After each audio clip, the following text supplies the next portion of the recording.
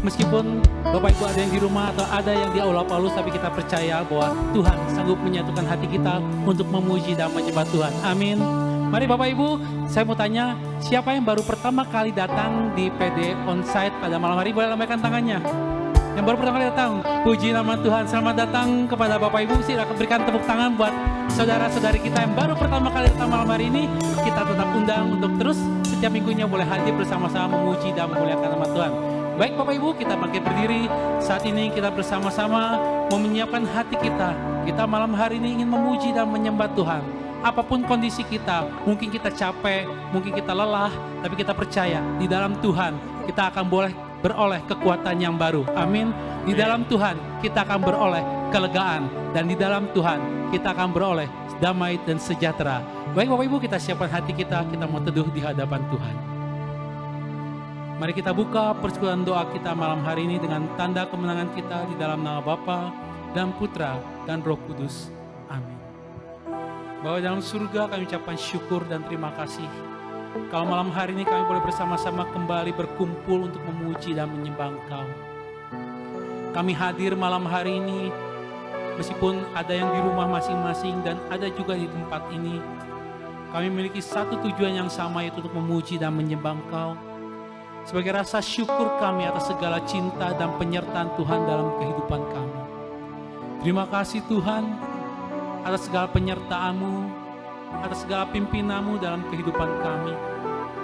Suka duka boleh kami lewati, namun satu hal yang kami percaya, bahwa Engkaulah tetap Allah yang setia. Kau Allah yang penuh dengan pengharapan. Kalau satu-satunya gunung batu kami, kalau satu-satunya tempat kami berlindung. Nah, malam hari ini kami bawa hati kami bawa rasa syukur kami kepadamu. Kami bawa hati kami dan suara kami. Biar hanya nama-Mu saja malam hari ini kami muliakan dan kami tinggikan. Inilah doa kami, inilah pujian kami, inilah syukur kami kepadamu Tuhan.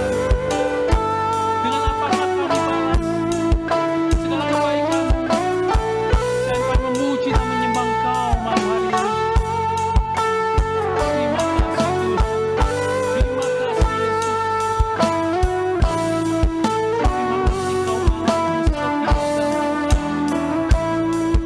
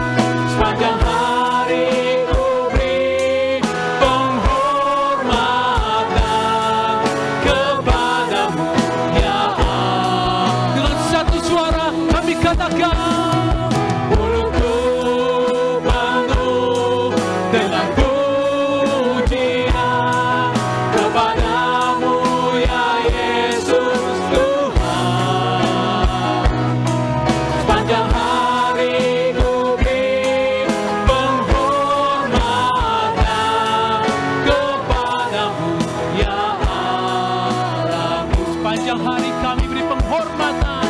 Sepanjang hari ku beri penghormatan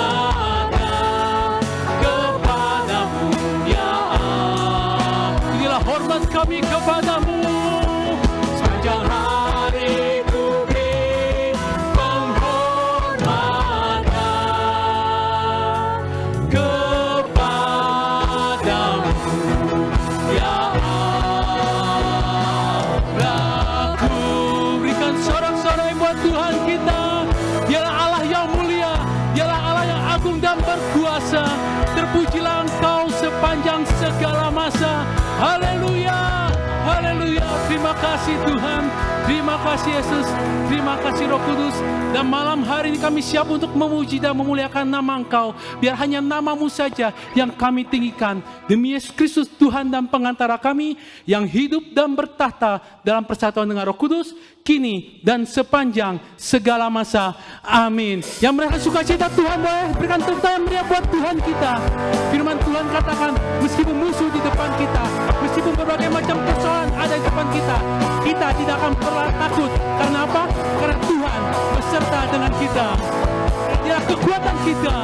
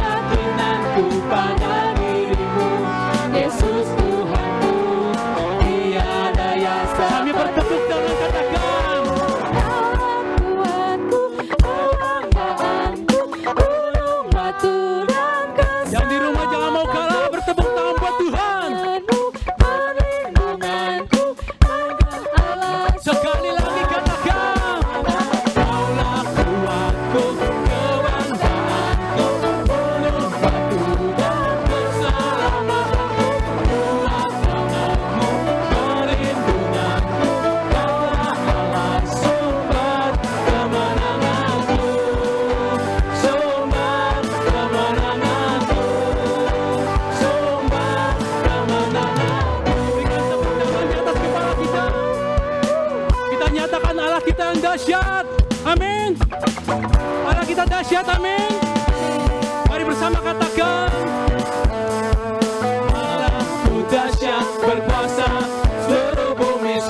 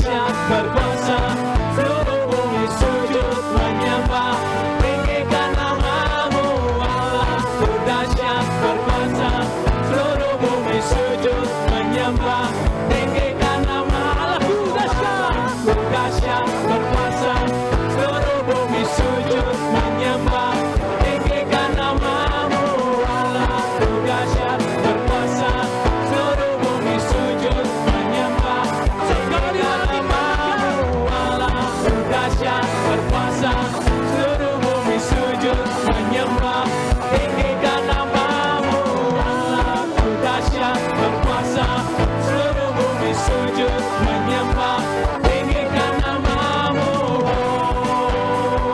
tinggikan namamu, tinggikan namamu Allahku dahsyat. Tuhan kita. Haleluya.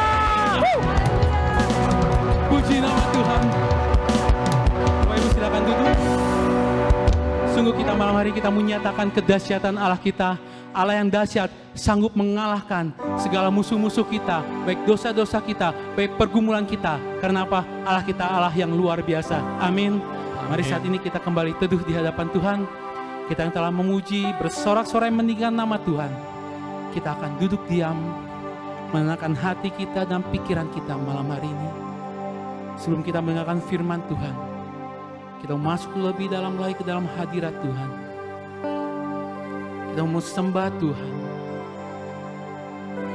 Terima kasih Tuhan, Kau telah bajak hati kami lewat puji-pujian. Saat ini kami rindu lebih dalam lagi untuk menyembah Engkau. Malam hari ini kami rindukan hadirat-Mu boleh tercurah di tempat ini, di hati kami. Kau Allah yang tidak terbatas ruang dan waktu. Kami bawa iman kami kepadamu ya Tuhan. Dimanapun kami berada, Engkau sanggup menjamah kami. Dimanapun kami berada, Engkau sanggup memulihkan hidup kami. Dimanapun kami berada, Engkau sanggup menyembuhkan kami.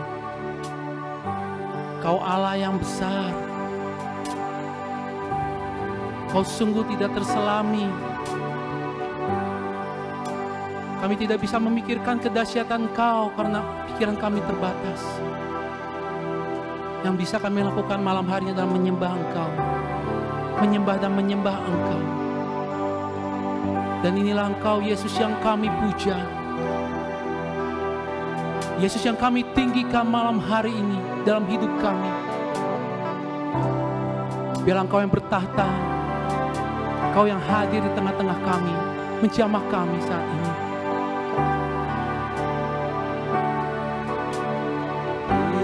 Yesus kami puja, kami sembah sebagai Raja, berdiri di tengah kami, ditinggikan dan dipuji. Sembah dan puji penuhi tahta-Mu. Sembah dan puji penuhi tahta-Mu. Sembah dan puji penuhi tahta-Mu. Yesus Tuhan adalah Raja. Kami mau puja Engkau, kami mau tinggikan Engkau malam hari ini. Yesus kami puja, Kami sembah Engkau. kami sembah sebagai Raja, Berdirilah di tengah kami. berdiri di tengah kami,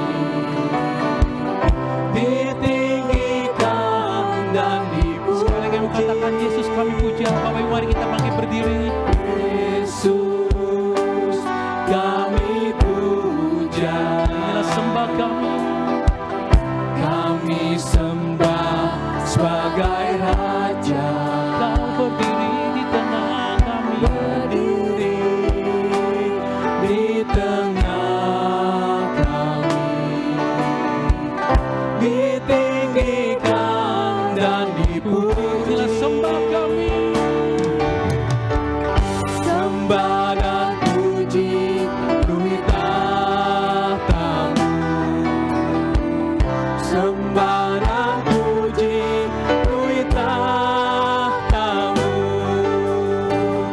sembah dan puji penuhi tahta-Mu.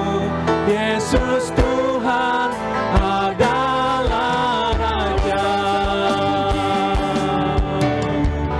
Sembah dan puji penuhi tahta-Mu. Sembah dan puji penuhi tahta-Mu. Sembah dan puji penuhi tahta-Mu. Yesus Tuhan adalah Raja. Sembah dan puji penuhi tahta-Mu. Sembah dan puji penuhi tahta-Mu. Sembah dan puji penuhi tahta-Mu. Yesus Tuhan adalah Raja. Yesus Tuhan adalah Raja. Yesus Tuhan adalah Raja.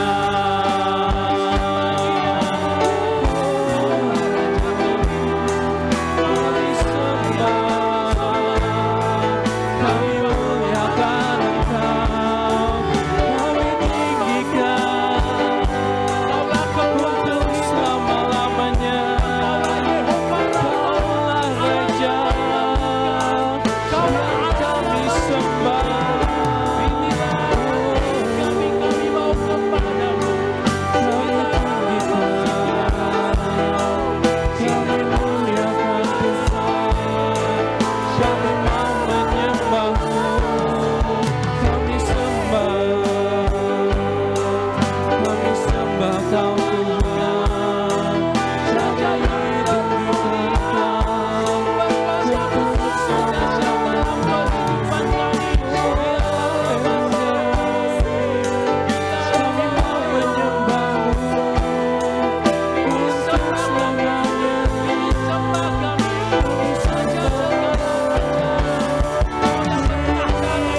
Kami sembah kami Tuhan, ini sembah kami Tuhan.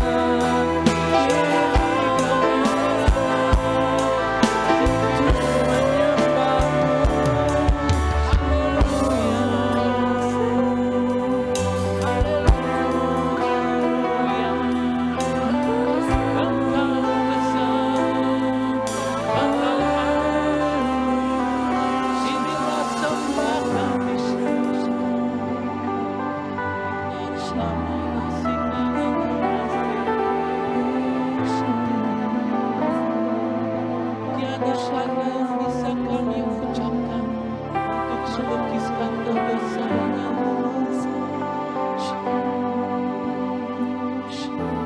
Kasih-Mu terlalu dalam, cinta-Mu terlalu luas.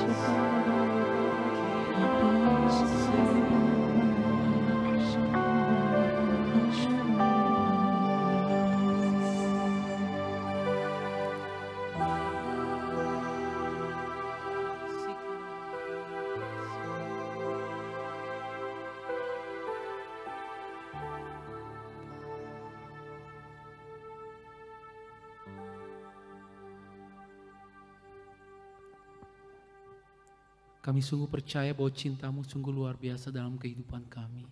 Amin. Kami percaya bahwa penyertaan-Mu sempurna dalam setiap langkah kehidupan kami.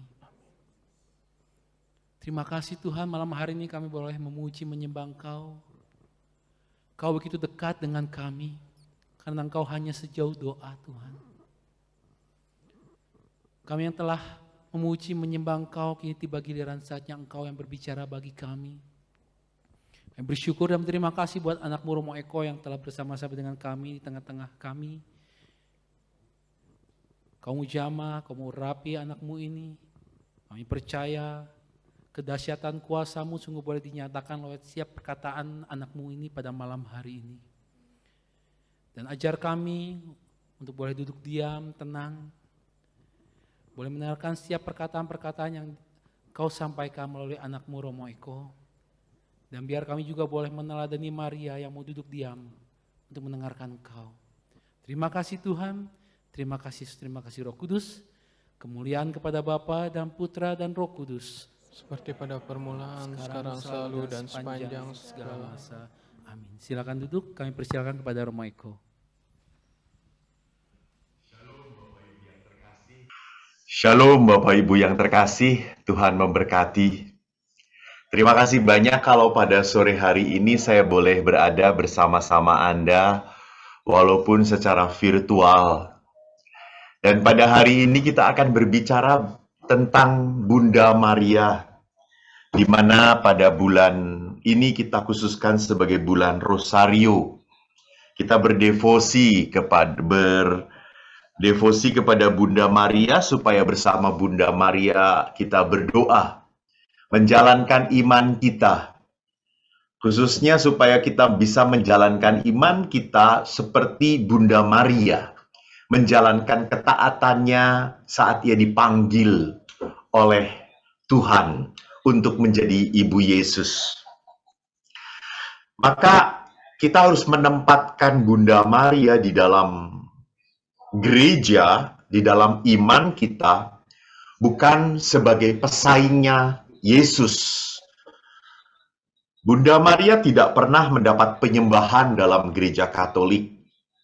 Bunda Maria di dalam gereja Katolik mendapatkan penghormatan. Kalau dalam bahasa Inggris itu penyembahan disebut sebagai worship atau adoration, sedangkan penghormatan itu veneration. Jadi kita menghormati Bunda Maria. Kenapa? Karena Bunda Maria adalah pilihan Tuhan. Jadi kita harus sadar, kita harus mengerti, bukan Bunda Maria yang ingin menjadi Ibu Yesus. Tidak ada sebuah kesombongan seperti itu, tidak ada. Allah lah yang menginginkan Maria menjadi ibunya Yesus. Maka kalau Allah pun begitu memberikan tempat istimewa dalam kerangka penyelamatan, sampai menghadirkan putranya melalui kandungan Maria, berarti kan betapa istimewanya Maria ini di mata Tuhan. Itulah yang menjadi alasan bagi gereja kita menghormati Bunda Maria. Tidak pernah bisa Bunda Maria disingkirkan dari perjalanan keselamatan. Malam hari ini kita akan berbicara spiritualitas hamba Tuhan. Saya mau menggali spiritualitas hamba Tuhan dari kidung hamba Yahweh, gitu ya. Dari kidung hamba Tuhan, kidung Maria yang seringkali dilihat sebagai kidung Maria. Namun di samping kita berbicara tentang Maria itu tadi mendapatkan penghormatan, kita pun harus melihat bahwa bagaimana sih pengalaman orang-orang kudus, gitu. Jadi ini salah satu kekayaan gereja kita. Kekayaan gereja kita di dalam tradisi selalu memelihara penghormatan kepada Bunda Maria. Dan hal lain yang menjadi kekayaan gereja Katolik adalah apa? Kita pun mempunyai para kudus yang sudah berbahagia di surga bersama Bapa. Dan para kudus itu pun di dalam kehidupan mereka meletakkan Bunda Maria sungguh di dalam posisi yang amat terhormat sebagai manusia. Bahkan Santo Pius ke-10 yang bertahta sekitar abad 1903 dan seterusnya, bahkan seorang Santo Bernardinus yang muncul di abad-abad ke-8, mereka sudah mengatakan bahwa kalau Allah itu kepala dan kita ini gereja adalah tubuhnya, maka posisi Maria itu adalah lehernya. Menarik di sini, leher yang menyambungkan kepala dengan tubuh, jembatan. Maka tidak salah kalau sering Maria mendapatkan gelar sebagai perantara rahmat, Bahkan tidak hanya perantara rahmat dari kepala ke tubuh, tetapi juga perantara doa kita kepada kepala kita. Memang kalau begitu kita tidak bisa langsung ya bisa sekali gitu ya. Kalau begitu bukan berarti bahwa kita sebagai anggota tidak bisa langsung berhubungan dengan sang kepala. Bisa, hanya pertanyaannya adalah apakah kita yang berdosa ini layak dan pantas gitu. Kalau Bunda Maria amat layak, kehidupannya sudah memperlihatkan. Dan Santo Pius sendiri mengatakan Maria adalah saluran, bahkan leher, yang melalui tubuhnya dihubungkan dengan kepala dan demikian pula melalui kepala mendaya gunakan kuasa kepada tubuh. Maka Santo Bernardinus dari Siena mengatakan, Maria adalah leher dari kepala kita yang dengan semua karunia rohani disampaikan Yesus kepada tubuh mistiknya. Itu tadi, perantara rahmat, perantara berkat, bukan pemberi berkat. Maka di sini kita harus membenarkan konsep kita dari gambaran ini. Kita ketahui bahwa Maria tidak pernah sejajar dengan Yesus. Jadi bagaimanapun, leher tidak pernah sama dengan kepala. Leher tetaplah masuk dalam tubuh, namun demikian adalah bagian tubuh yang istimewa, terdekat, mempunyai hubungan yang amat sangat erat dengan sang kepala. Maka di sini kita harus mengerti peran Bunda Maria di dalam kehidupan beriman kita. Nah, ada catatan kecil tentang Magnificat, tentang Kidung Maria atau Kidung Hamba Tuhan yang akan kita renungkan pada malam hari ini. Bahwa Bunda Maria menyadari bahwa ia dikaruniai rahmat istimewa dan dipilih menjadi Bunda Allah yang Maha Tinggi. Namun Maria tetap rendah hati dan dia menganggap dirinya sebagai hamba di hadapan Allah. Maka kalau ia ini hamba, apa ya pekerjaan seorang hamba? Pekerjaan seorang hamba adalah mencari kehendak tuannya. Kalau Bunda Maria itu mengatakan saya ini hamba Tuhan, maka yang dia cari bukan keinginan dia sendiri, gitu. Bukan seorang hamba tidak pernah merasa bebas, dia mau ngapa-ngapain, tidak.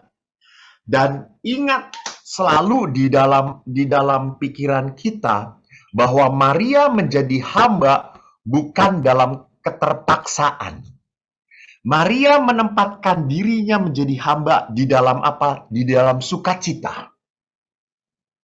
Jadi kalau Anda tanya, kalau demikian Bunda Maria tidak bebas dong. Kalau demikian Bunda Maria menderita dong. Pertanyaannya, apakah kalau orang hidup dalam aturan, dalam tanda petik, dalam ketidakbebasan tidak akan berbahagia? Ya, jangan begitu. Apakah orang yang bebas juga akan bahagia? Ya, tidak. Jadi kebahagiaan itu bukan terletak pada apakah saya bebas atau tidak bebas, gitu ya. Jadi kebahagiaan itu terletak pada apa? Kepada kemauan, kepada keinginan saya, kepada kerelaan saya, kepada keikhlasan saya. Jadi kalau saya pun menikah dengan seorang wanita, saya bebas memilih dia, ikhlas memilih dia. Walaupun setelah hidup bersama dengan wanita ini, saya sadar saya tidak bisa seenaknya saja. Kenapa? Karena saya mencintai yang saya anggap sebagai Tuhan ini, yang sudah mengikat saya. Jadi relasi hamba Tuhan antara Maria dengan Allah itu adalah relasi yang penuh cinta, bukan sebuah relasi penderitaan. Jadi ini harus kita sadari. Maka Maria bersukacita. Memang sukacita ini bukanlah sukacita dalam kerangka hahaha lalu wah kalau gitu Maria ketawa melulu ya. Gila kali gitu ya. Bukan, Maria sukacitanya adalah di dalam batin. Maka lihat, segala peristiwa di dalam kitab suci dikatakan apa? Maria merenungkan semuanya itu dalam hatinya. Dalam hatinya. Beda banget gitu ya dengan mohon maaf dengan kebiasaan wanita gitu ya. Kalau tahu ngomong, cerita, harus tahu orang-orang gitu, harus tahu orang-orang gitu. Maria mah nggak kepo gitu. Maria nggak ember. Maria nggak punya keinginan untuk ngomongin cerita, gue tahu banget loh, ada gosip Pastor Eko jadi botak gitu ya. Enggak gitu. Maria bukan pribadi yang suka ngegosip, Maria bukan pribadi yang senang sekali ngomong hal yang nggak berguna lah dalam tanda petik gitu ya. Maria adalah seorang hamba yang penuh sukacita karena setiap firman Allah, setiap kejadian dia renungkan dalam batin dia. Jadi kehidupan Maria adalah menjadi seorang hamba yang sekali lagi selalu mencari kehendak tuannya, Tuhannya. Nah, melalui Kidung Magnificat yang akan kita lihat nanti, kita mengetahui bahwa Maria menganggap segala yang baik dari dirinya. Jadi perhatikan ini, segala yang baik dalam dirinya adalah karunia belas kasih Tuhan. Jadi nanti kita bisa melihat nada Magnificat adalah nada di mana saya itu benar-benar terberkati deh. Saya ini benar-benar hidupnya hanya dicintai oleh Tuhan. Titik. Maka Maria adalah seorang hamba yang merasa cukuplah sudah cinta Allah ada dalam hatiku. Ini dahsyat loh. Maaf, saya pun ya sebagai manusia walaupun saya rohaniwan, saya belum sampai taraf itu banget, jauh gitu ya. Saya senangnya kalau misalnya makan batagor, gitu, makan lotek, gitu ya. Makan daging babi, samcan, itu ya, yang membuatku sukacita gitu. Sedangkan Maria tidak. Maria bersukacita karena belas kasih Allah begitu melimpah dalam hidup dia. Jadi dia mengatakan bahwa apa yang memuaskan batin dia adalah apa? Cinta Tuhan. Cinta Tuhan, kasih Allah. Jadi Maria tidak pernah menempatkan sukacitanya dalam sensasi, gitu, dalam pengalaman-pengalaman indrawi, gitu, dalam apa yang dilihat, apa yang dialami, apa yang dicicipi, bukan.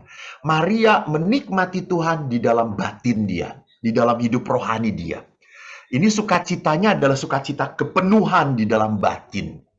Maka kalau orang seperti ini dihantam oleh duka cita, kan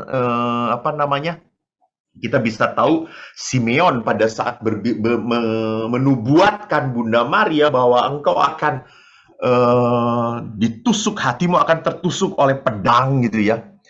Bahkan Maria mendapat gelar Bunda 7 kedukaan gitu ya. 7 itu berarti apa? Kedukaannya sempurna banget. Tapi kedukaan Maria tidak pernah membuat Maria terpuruk. Maria tetap merasakan bahwa karunia belas kasih Allah ada dalam diri dia. Maka ini yang bisa kita lihat, kita pelajari dari Bunda Maria. Jadi Maria melihat penderitaan bukan sebagai hukuman. Maria tidak pernah melihat salib atau tugas yang diberikan oleh Tuhan sebagai beban. Maria melihat penderitaan, Maria melihat air mata sebagai apa? Sebagai cara dia untuk mencintai Tuhan.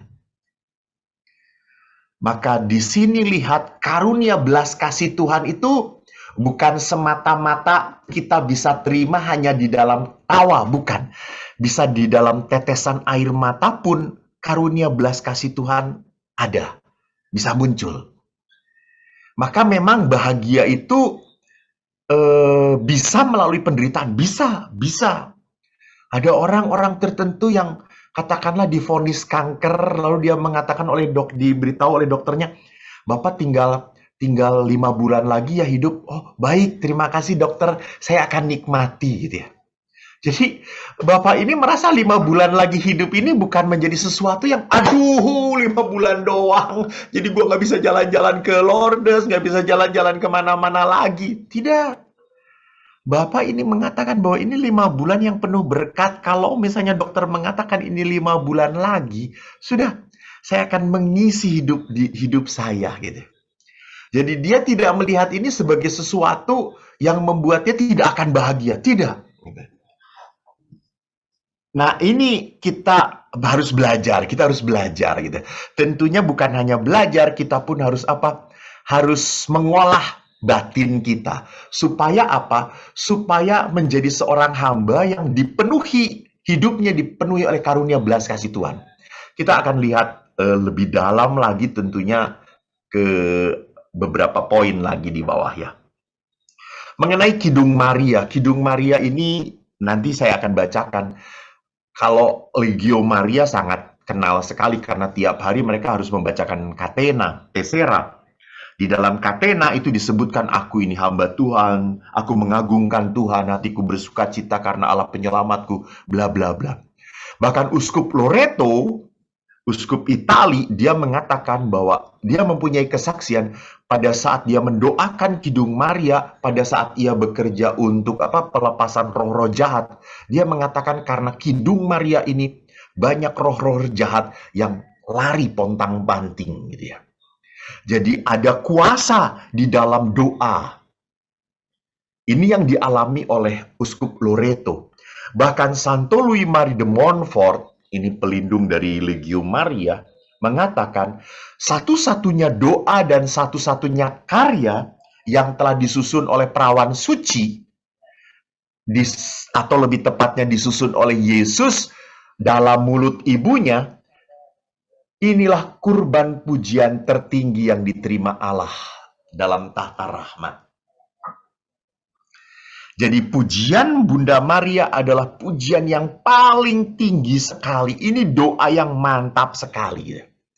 Tolong kalau saya mengatakan doa yang mantap, Anda langsung jangan berpikir, mantap mana dengan doa yang diajarkan oleh Yesus Bapa kami gitu ya. Jangan dibanding-bandingkan gitu ya. Tapi kita mau melihat, mau menempatkan kenapa orang kudus ini mengatakan ini adalah pujian yang tertinggi.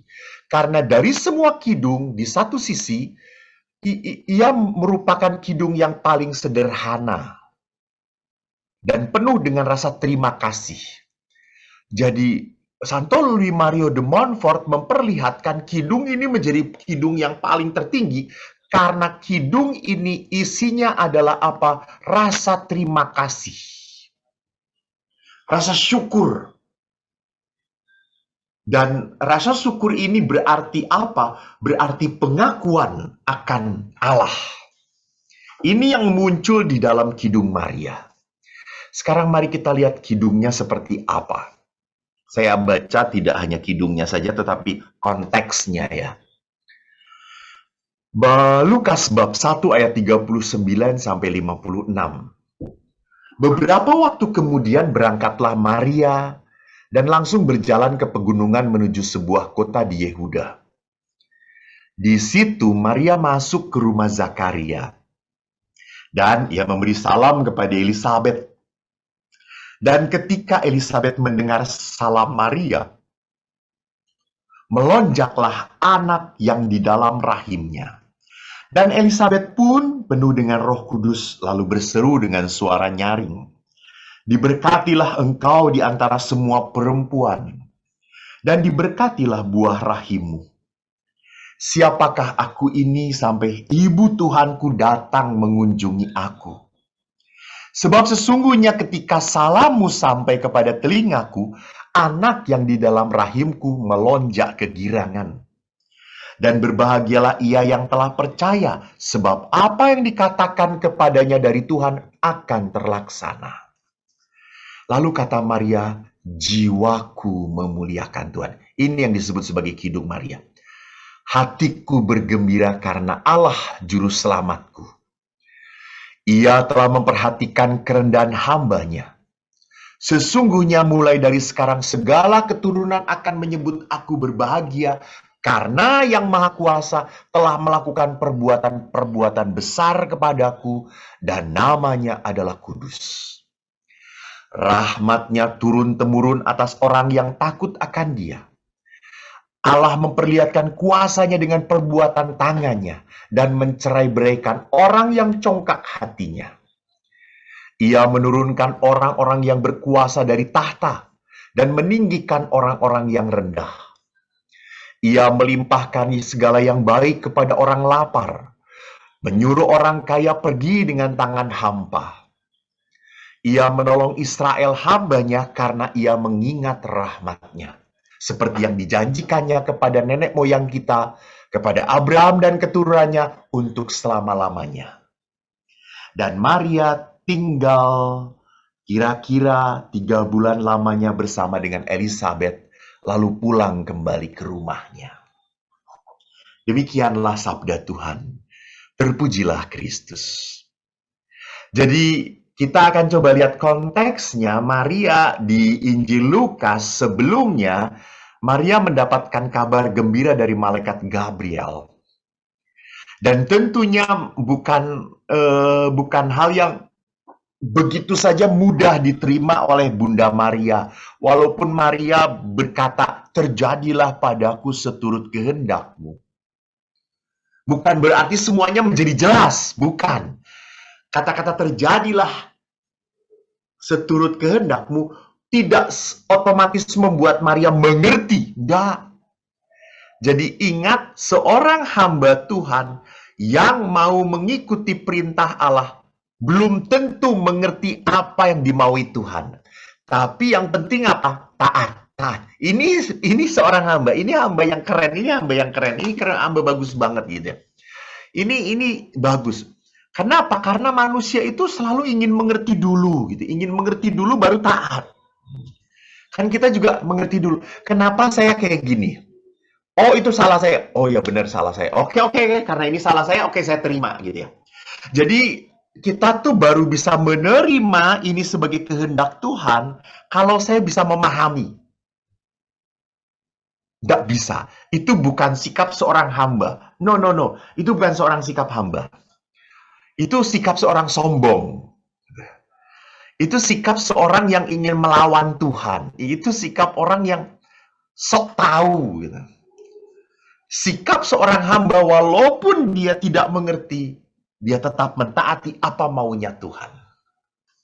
Maka Maria pun walau tidak mengerti, ia berkata, terjadilah padaku. Dan malaikat itu meneguhkan Maria. Maria, lihat, Elisabet saudarimu yang dikatakan mandul di masa tuanya, ia sedang mengandung. Maka Maria pada saat mendengar bahwa Elisabet pun mendapatkan kuasa Tuhan, Maria pergi ke Elisabet. Dan pada saat ia mengunjungi Elisabet, kita tahu dalam Injil tadi, apa? Elisabet langsung dirasuki oleh Roh Kudus. Maka Elisabet adalah orang yang pertama yang langsung mengakui bahwa engkau adalah ibu Tuhan. Bukan karena Elisabet sendiri, sekali lagi, bukan. Elisabet mengatakan itu karena Roh Kudus memimpin dia. Jadi Maria, orang yang dikuasai oleh Roh Kudus, di dalamnya mengandung Allah karena kuasa Roh Kudus, bertemu dengan Elisabet yang diurapi oleh Roh Kudus, maka kata-katanya adalah kata-kata yang penuh berkat. Diberkatilah engkau di antara perempuan. Siapakah aku ini sampai ibu Tuhanku datang mengunjungi aku? Karena ketika engkau datang, bayi dalam rahimku pun melonjak kegirangan. Jadi pertemuan dua orang yang diurapi oleh Roh Kudus adalah pertemuan yang penuh pengakuan akan apa? Akan kuasa Tuhan. Akan kebaikan Tuhan. Maka pada saat Elisabet melantunkan pujian, Maria pun menyambutnya dengan pujian hidung Maria tadi. Dan Maria akhirnya pun walau dia dikuatkan, dia dikuatkan dengan kata-kata Elizabeth, tetapi bukan berarti bahwa dia sekali lagi total mengerti. Tidak, gitu ya. Jadi jangan pernah langsung kita harus sadar kalau kita lihat bahwa Allah itu misteri. Dan kalau Allah misteri itu sampai kapanpun tetap misteri. Dan kalau Allah itu misteri, kita tidak akan pernah total mengerti Tuhan. Tapi kalau kita tidak pernah bisa mengerti Tuhan, lalu Anda jangan bohwat mengatakan, ya sudahlah kalau gitu ngapain, kan Tuhan tidak bisa dimengerti. Nggak perlulah kita baca kitab suci gitu ya. Allah tidak bisa dimengerti, tetapi Allah bisa kita kenal. Jadi ini yang penting gitu ya. Jadi bukan karena kita tidak bisa memahami Tuhan, karya Tuhan, cara kerjanya Tuhan, lalu kita tidak mau menolak Tuhan. Kalau Anda menolak Tuhan, kalau Anda tidak mau mengerti Tuhan, maka akhirnya apa? Anda hidup di dalam apa? Tidak di dalam iman gitu. Anda hidup tidak di dalam dasar yang kuat akhirnya. Maka kita walaupun Allah tidak bisa kita mengerti, tetapi kita harus terus-menerus merawat kerinduan kita untuk semakin mengenal Allah. Untuk semakin mengerti apa yang Tuhan mau.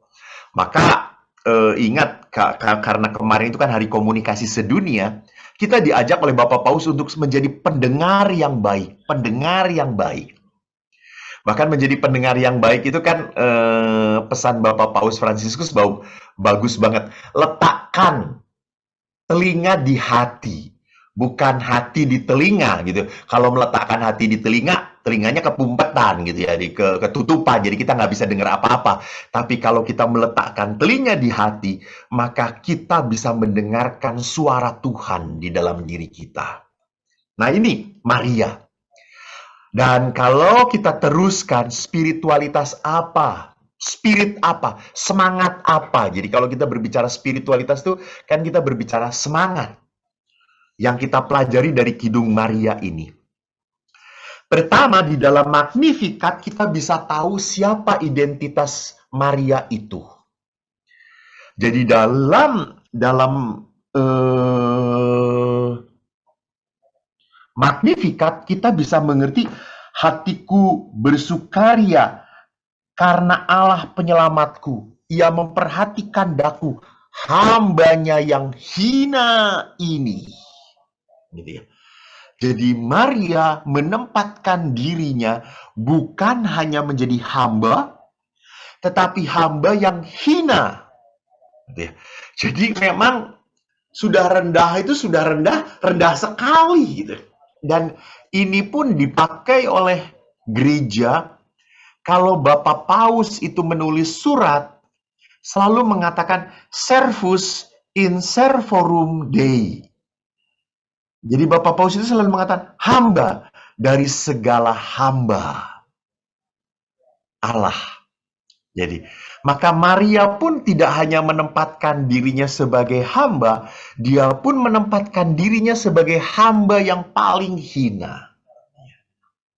Dan sekali lagi penempatan Maria ini di dalam semangat kerendahan hati.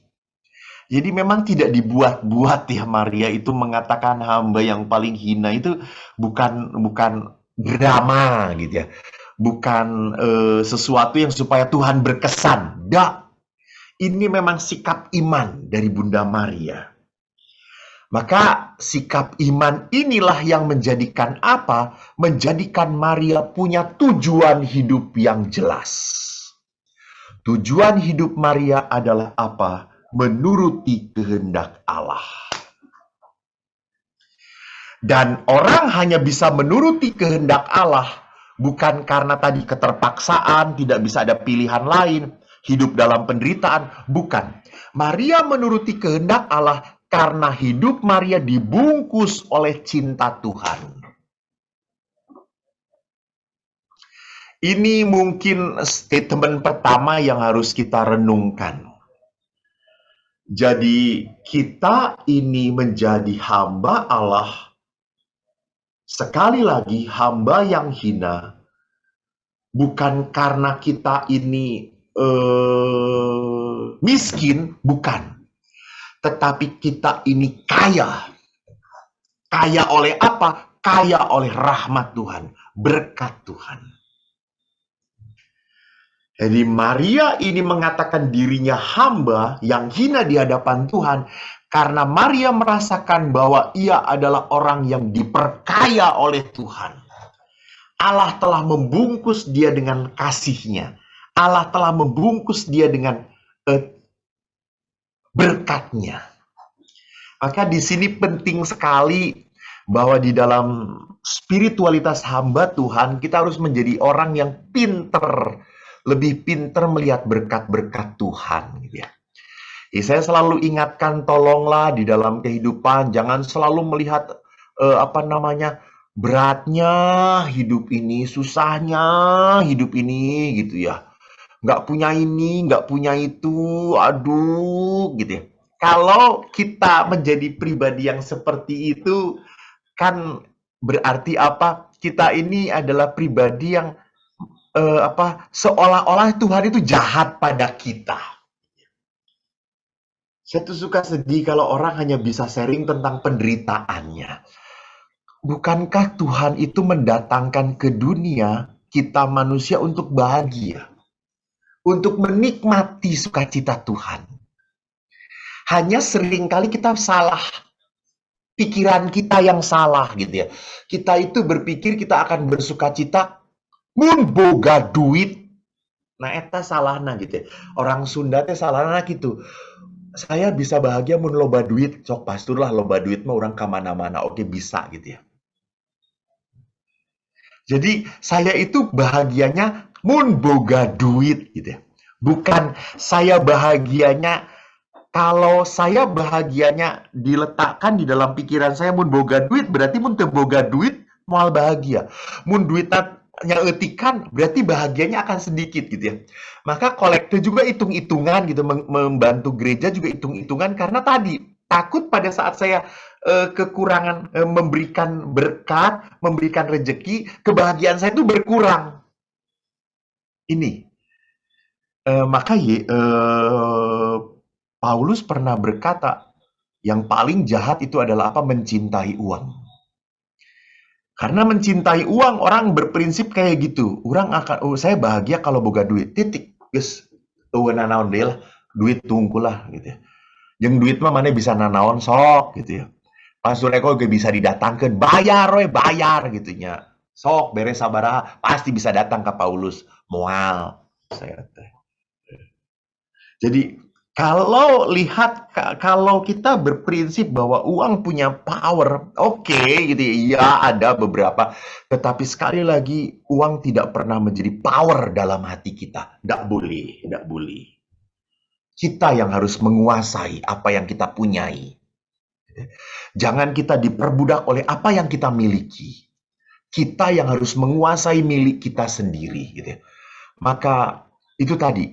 Orang kalau batinnya dikotori oleh keinginan, nafsu, dan hayang sagala-galana, resep pisan amun dahar ieu, resep pisan mun indit kaditu, maka aneh gitu ya. Kenapa kita tidak menjadi orang yang bersukacita pada saat kita duduk, diam, menikmati apa yang bisa kita nikmati gitu ya.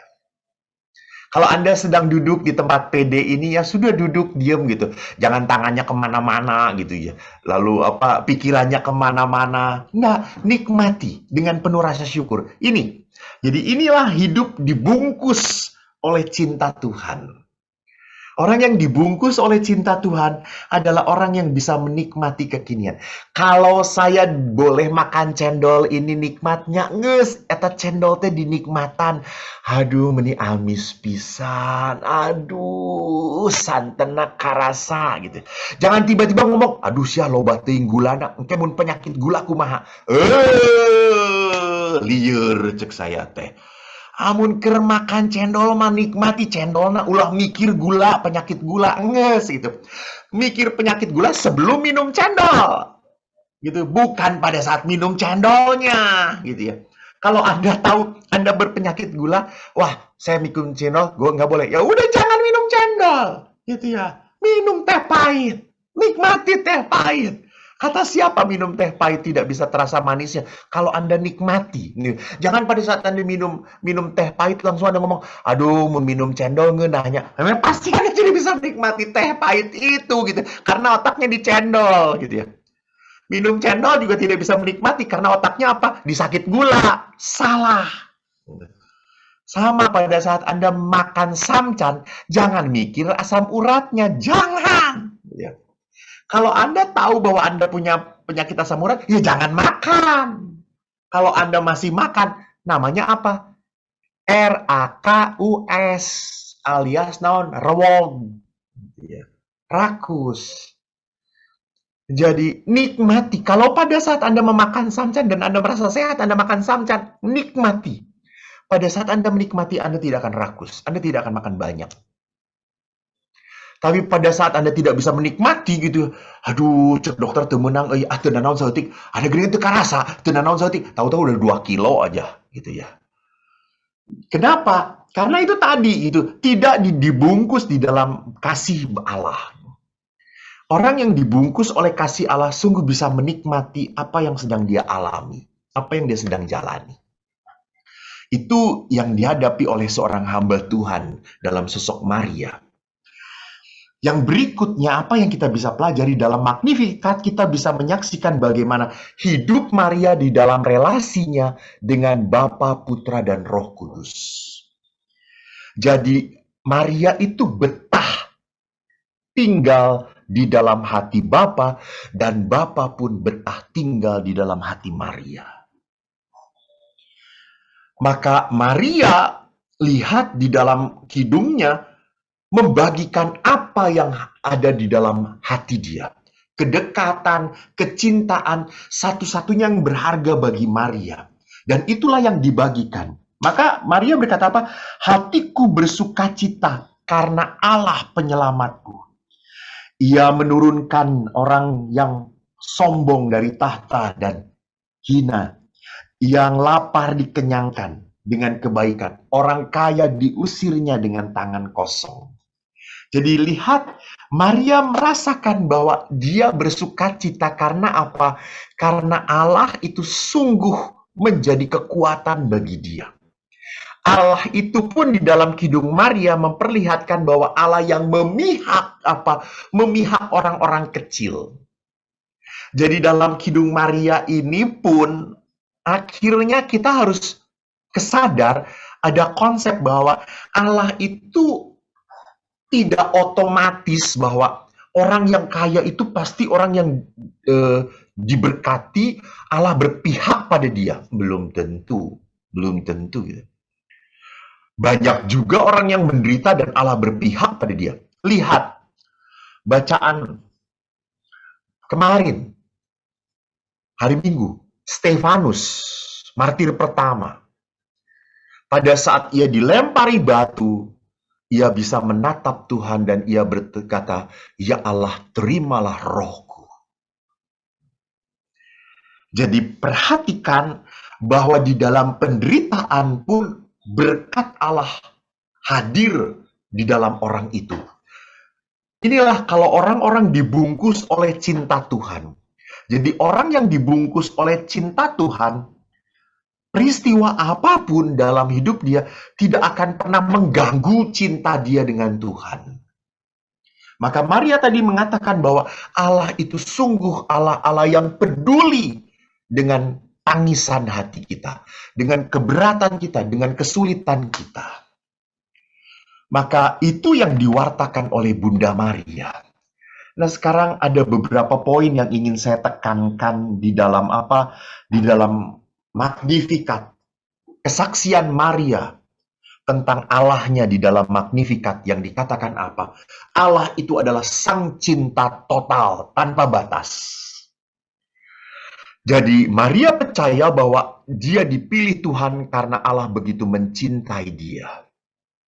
Di dalam kerendahan, di dalam kemiskinan dan kesederhanaan. Jadi Allah itu tidak pernah mau cari prestasi manusia. Enggak. Allah itu mau cari apa? Kesetiaan manusia. Jadi bukan berapa banyaknya kita, berapa banyak jam pelayanan kita. Bukan. Berapa banyak saya sebagai tatib, saya sebagai prodiakon, saya sebagai ketua lingkungan, saya sebagai ketua wilayah, saya sebagai bukan. Allah mau melihat apa kerendahan hati kita dalam kesetiaan. Dan ini dilakukan karena apa? Karena Allah sang cinta. Karena Allah sudah mencintai saya. Jadi gerakan yang harus ada di dalam batin kita adalah apa? Adalah cinta Allah yang melimpah. Jadi di sini Maria menekankan bahwa pertama-tama cinta Allah adalah cinta yang tidak pernah tidak pernah berubah untuk siapapun. Anda berdosa, Anda berkhianat, Anda menolak Tuhan, cinta Allah tetap ada untuk Anda. Yang kedua, Maria sadar bahwa semua baik adalah karya Allah. Maka karya Allah inilah yang pantas diwartakan. Allah telah menebus dan menyelamatkan. Maka Maria mengatakan, hatiku bersukaria. Karena apa? Allah penyelamatku. Jadi Maria sungguh memperlihatkan bahwa kebaikan sebesar apapun, bahkan sekecil apapun yang ada dalam hidup kita, itu semua karena Tuhan. Jadi tolonglah kita pun selalu belajar seperti itu ya. Jadi tidak melihat, aduh untung loh saya sedang nggak di situ gitu ya. Jadi saya nggak ikut celaka. Aduh untung loh saya kemarin nggak makan itu, saya jadi nggak sakit. Bukan untung. Sadari bahwa ini karya Tuhan, karya Tuhan. Karya roh. Seperti kemarin saya tertarik sekali. Saya hari Sabtu kemarin kan ke Purwokerto membantu penggalangan dana untuk pembangunan gereja di Majenang. Pasturnya begitu semangat, tetapi panitianya tidak semangat. Kenapa? Satu, karena panitia mengatakan pandemi, Romo masih pandemi, orang masih enggan untuk datang. Yang kedua, ini kan kita mau lelang, mana mungkin orang mau lelang, orang pandemi ini semua usaha sedang runtuh kok, sedang hancur kok, gitu ya. Jadi nggak mau, apalagi habis lebaran, aduh orang udah habis uangnya, nggak mungkin lah Romo, gitu ya. Tapi imam parokinya keren banget gitu, dia percaya Roh Kudus. Ini karya Roh Kudus. Biarlah kalau Roh Kudus yang berkarya, biarlah. Saya mau dapat 100.000 rupiah pun dari pelelangan dana itu, ya ndak apa-apa. Nanti Tuhan akan melengkapi. Gitu ya. Jadi dia sungguh menyediakan dirinya. Dan apa yang terjadi pada saat kemarin? 400 orang berkumpul di ruangan itu. Dan penuh semangat untuk membantu pembangunan gereja itu. Jadi lihat, kalau orang percaya pada karya Allah, orang percaya pada saat ini adalah waktunya Tuhan, ini adalah karya Tuhan. Ya sudah, Tuhan sendiri yang akhirnya akan memperlancar segala-galanya. Gitu. Maka kalau orang hidup di dalam karya Tuhan, tentu bukan kecemasan yang melanda batin dia. Yang ketiga, Bunda Maria yakin bahwa asal mula keberadaan manusia itu dari belas kasih Allah. Jadi kita itu datang ke dunia karena apa? Karena belas kasih Tuhan. Maka kita tidak akan pernah bisa bertahan kalau kita jauh dari Tuhan. Bisa kita kaya jauh dari Tuhan? Bisa gitu ya. Tetapi kita tidak akan pernah menemukan kedamaian kalau kita jauh dari Tuhan. Yang keempat, Maria sadar bahwa kesombongan adalah penghalang utama dari kemurahan hati Tuhan. Maka kalau kesombongan itu adalah penghalang, maka apa yang menjadi jembatan, apa yang bisa membuat Allah menyalurkan berkat? Kerendahan hati. Jadi Maria mengatakan orang yang rendah hati adalah orang yang tidak selalu mempertanyakan Tuhan, tidak selalu meragukan kebaikan Tuhan. Jadi orang yang rendah hati adalah bukan orang yang tinggal di dalam luka-luka kehidupan. Orang yang rendah hati adalah orang yang tinggal di dalam rahmat kemurahan hati Tuhan. Maka kesimpulannya, ini terakhir saudaraku, Kidung Maria sungguh membawa kita kepada kedalaman hati dan roh dari Bunda Maria. Maria menempatkan diri sebagai seorang beriman secara baik dan benar dan berkenan pada Tuhan. Itu yang harus kita rasuki juga dalam hati kita. Maka Kidung Maria ini memang selalu didoakan di dalam Vesper oleh brevir, oleh para rohaniwan, rohaniwati pada saat mereka ibadat sore. Maka saudaraku, mari seperti Santo Efrem berkata, semoga Spirit Maria selalu menetap dalam jiwa setiap orang untuk memuliakan Tuhan. Bapak Ibu yang terkasih, terima kasih atas kebersamaan kita. Semoga kesadaran kita tentang hamba Allah yang hina itu pun ada di dalam batin kita. Dan sekali lagi, kita menjadi hamba Allah bukan karena terpaksa, tapi karena apa? Karena kita sudah begitu dirasuki oleh cinta Allah. Itulah yang membuat kita rendah hati. Tuhan memberkati. Shalom. Terima kasih.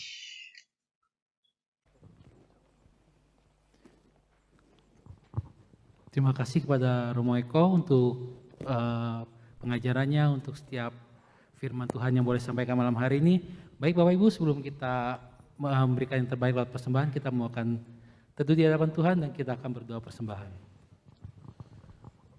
Terima kasih Tuhan untuk firman-Mu yang kami dengarkan pada malam hari ini, yang telah Kau sampaikan melalui anak-Mu, Romo Eko. Kiranya firman-Mu dapat tertanam, tumbuh, dan berbuah dalam kehidupan kami Tuhan. Tuhan, Kau juga berkati untuk anak-Mu Romo Eko untuk setiap pelayanan dan kesehatannya Tuhan.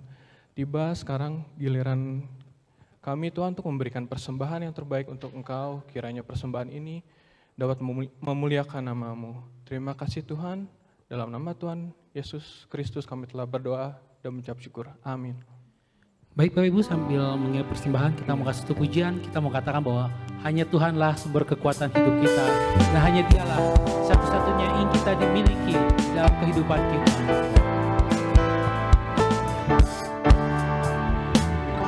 Hanya Kau milikku di surga, tiada yang ku ingini di bumi, hanya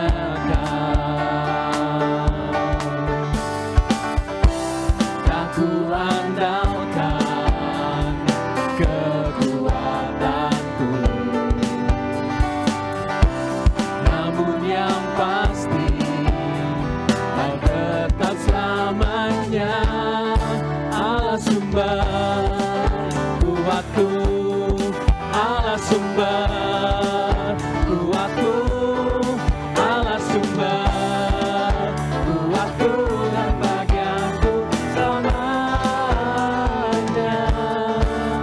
selamanya.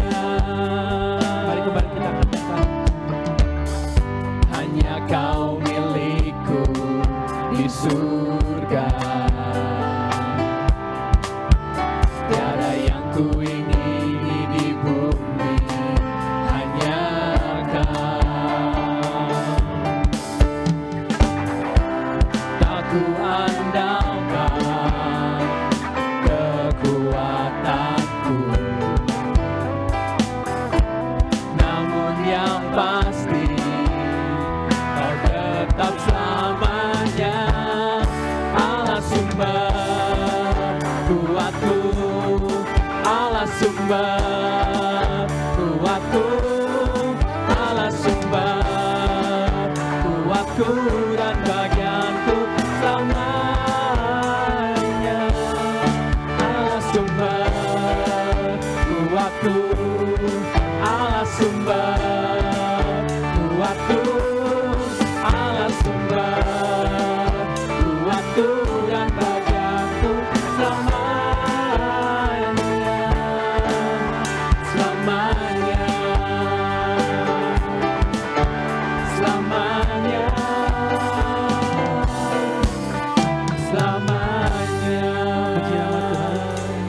Kepada Romo Eko, setelah doa penutup kami mohon untuk memberikan berkat penutup. Baik Bapak Ibu, kita bangkit berdiri. Sebelumnya kita mau kembali berdoa, kita bersama-sama mau menghormati Bunda Maria. Kita mau angkat pujian ini, kita nyatakan pujian sebagai doa kita, sebagai penghormatan kepada Bunda kita, Bunda Maria.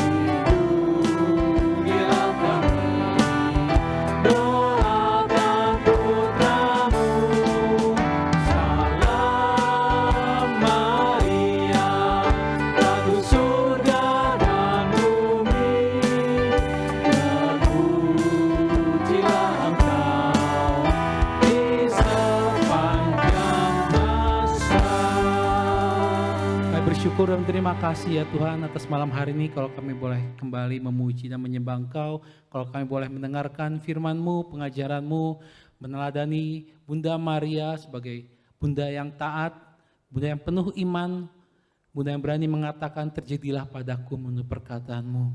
Terima kasih Tuhan, malam hari juga kami berdoa untuk anak-Mu Ibu Rosnani yang berulang tahun. Tuhan berkati anak-Mu ini. Dimanapun ia berkarya, Tuhan berkati, sertai dia, agar ia juga dapat menjadi terang dan garam bagi keluarganya, bagi orang-orang di sekitarnya.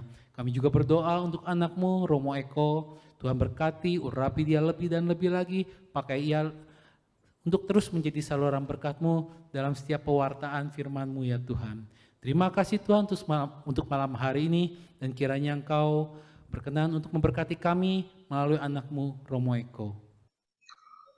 Tuhan bersamamu. Semoga Allah yang Maha Kuasa memberkati saudara-saudari, Bapa dan Putra dan Roh Kudus. Amin.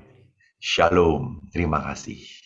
Baik Bapak Ibu saudara sekalian, sampai jumpa minggu depan. Yang di rumah, sampai jumpa minggu depan. Tuhan Yesus memberkati kita semua.